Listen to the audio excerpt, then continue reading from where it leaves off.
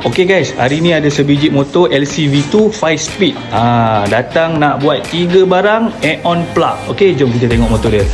Motor clean, cantik guys. Motor cantik. Okay, InsyaAllah owner nak masuk 3 barang add-on plug.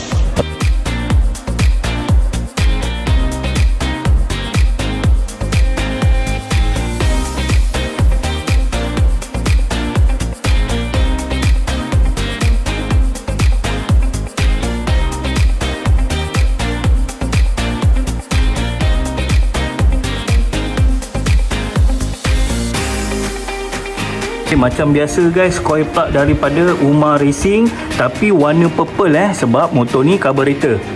Warna purple guys, jangan salah guys. Air filter daripada Umar Racing. Okey, V8 ke V7 ke V2 semua boleh pakai, satu keluarga sama sahaja. Untuk trompet besi guys, customer add-on plug daripada Umar Racing. Okey,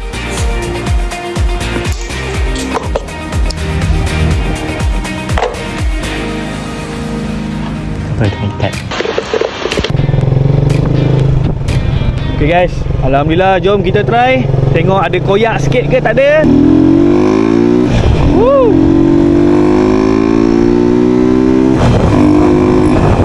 So motor memang rasa lain daripada yang sebelum ni lah. Sebelum ni saya dah try juga. Macam biasa, saya try dulu motor customer sebelum saya masuk 3 barang. Memang rasa lain guys. InsyaAllah guys, jom. Koyak guys.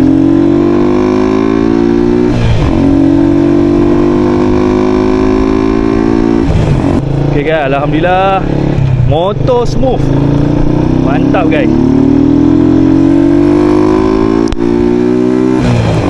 Ada koyak sikit guys, ada koyak sikit. Okay, korang boleh dengar ujung dia tu ada koyak sikit. Dapat guys, dapat. Alhamdulillah. Dengar